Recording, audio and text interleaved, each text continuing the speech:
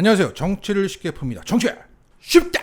최근 부동산 버블이 붕괴되기 시작했다는 외신 보도가 잇따라 나오고 있습니다. 그 중에 블룸버그의 기사를 보면 호주, 미국, 캐나다, 스웨덴, 스페인, 영국 그리고 한국까지 부동산 가격이 20에서 30% 일제히 급락했다고 전하고 있습니다. 그리고 이제 막 경제활동을 시작한 20, 30대, MZ세대 등 젊은 층들이 물가 상승으로 실질 임금이 하락하고 집대출 금리가 급등하는 것을 겪고 있어서 위험하다고 진단하고 있습니다. 그러면서 이러한 부동산 버블 붕괴가 앞으로 2년간 계속 이어질 수 있다는 전망도 내놓고 있습니다. 자, 현재 우리나라가 겪고 있는 상황이 전 세계적으로 동시에 일제히 벌어지고 있다는 것을 확인할 수 있는 기사입니다.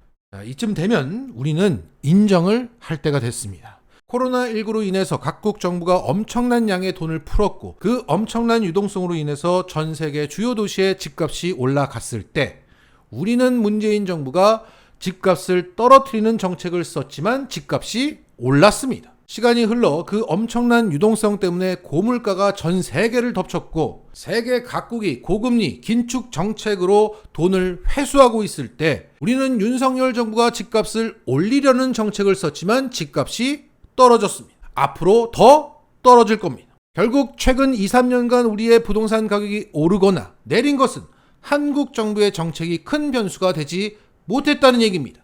그 대부분이 외부 변수 때문에 우리의 집값이 오르거나 내렸다. 그런 증거들이 지금 보이고 있기 때문에 우리는 이것을 인정해야 할 때가 온 것입니다. 자, 이런 와중에 차기 대통령 선호도 조사 결과가 또 나왔습니다. 유스핌이 여론조사 전문기관 RN서치에 의뢰해서 조사한 결과 이재명 대표가 40.1%로 1위를 기록했고 한동훈이 18.5%, 오세훈이 11.7%, 홍준표가 8.0% 순으로 조사가 되었습니다. 자, 여기서 1대1 구도로 합산을 해서 다시 봐야겠죠.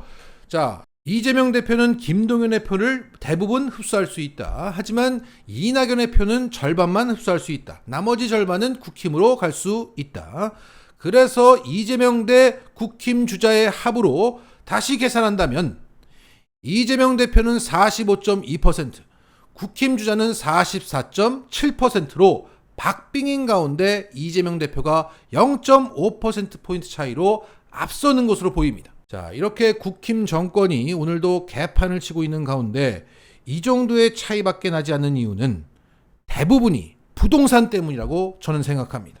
특히 오른 집값을 지키고 싶어하는 서울 시민들이 울며 겨자 먹기로 국힘 주자를 선택하고 있기 때문에 이러한 박빙의 결과가 나오고 있는 것으로 보입니다. 자, 여기서 이성은 민주당을 찍으라고 하고 있지만 욕망이 국힘을 찍게 만드는 사람이 많을 겁니다. 그래서 이들이 최근 2, 3년간 우리의 부동산 가격의 등락은 정부 정책이 큰 변수가 되지 못했다는 것을 받아들이게 된다면 상황은 달라질 수가 있는 겁니다. 국힘당이 내 집값에 도움이 되지 않을 수 있는데 윤석열이 이렇게 나라를 말아먹는 걸 봤는데 다시 국힘당을 찍는다는 거 이건 아니지 않나? 라고 생각할 수 있다. 결국 우리는 서울 시민들에게 왜곡된 집값의 진실을 전해야 합니다. 그러면 박빙이 아니라 국힘을 압도할 수 있다. 자, 다시 한번 말씀드리지만 우리의 승리를 위해서 그들에게 전해야 할 부동산의 진실은 이겁니다. 전 세계적으로 돈이 풀렸을 때 문재인은 내리려고 했지만 올랐다.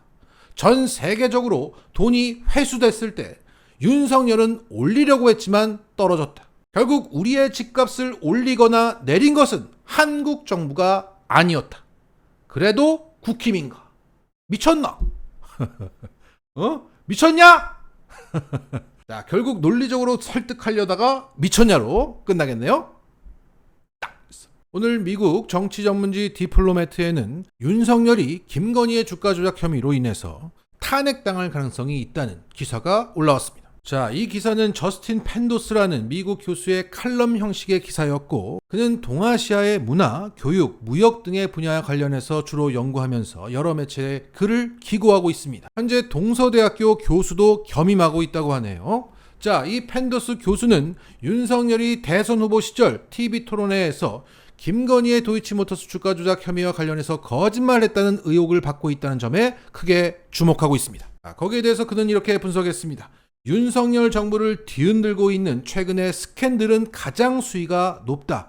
한국의 선거법 위반에 해당될 소지가 있다. 자, 이렇게 말하면서 이 주가 조작 혐의가 윤석열이 취임한 지 몇 달 만에 수많은 스캔들과 논란에 휘말리며 지지율이 크게 떨어진 상황에서 가장 큰 악재가 되고 있다고 분석했습니다. 그리고 이런 얘기도 했습니다. 낸시 펠로시 미국 하원 의장과 회담을 건너뛴 악명 높은 결정으로부터 8월 폭우 대처에 이르기까지 새 대통령은 선거 후 최고인 53%의 지지율에서 이번 주에 겨우 32%로 떨어진 비판의 홍수에 휩싸이고 있다. 험난한 임기 초반을 보냈다는 표현만으로 부족할 정도다. 한국 시민들은 윤 대통령 일가를 향한 수사가 봐주기식으로 이뤄질 가능성을 우려하고 있다.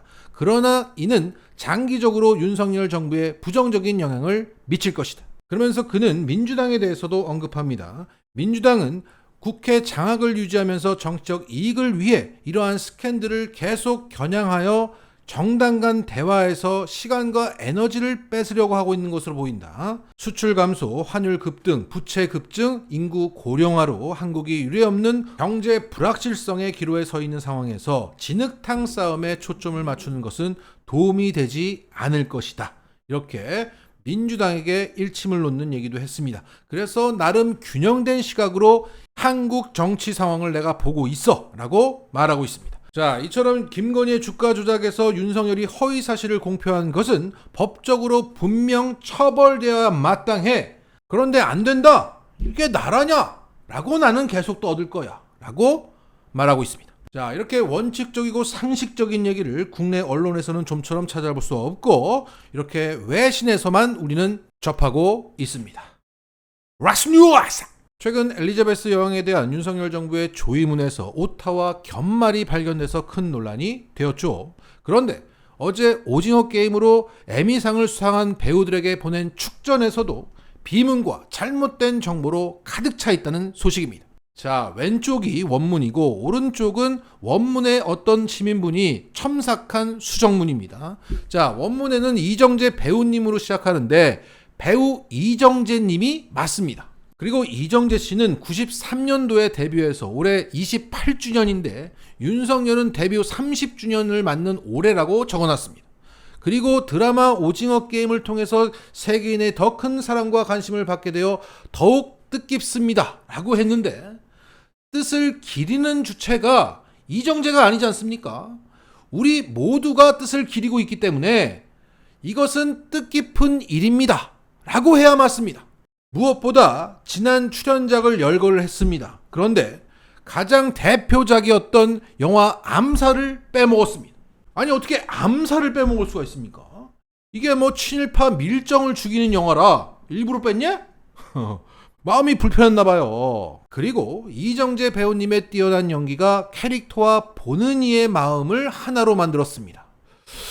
이 좀 이상하지 않습니까? 자, 그 뛰어난 연기가 캐릭터의 감정이입을 하게 만들었습니다. 이게 자연스럽죠. 엉망이 엉망. 도대체 이거 누가 썼니? 이걸 수정하시는 분은 사사건건 꼬투리를 잡으려고 하는 게 아니라 그 엘리자베스, 굿 디드, 그 견말, 그 국제적인 개망신을 보고 일부러 나선 겁니다. 제발 좀 사람 좀 바꾸라고 하는 겁니다. 자, 영어는 못한다고 그래 치자. 한국말은 좀 해야 될 거 아니야. 일본 사람이어갖고 한국말 못하는 거냐? 마치겠습니다.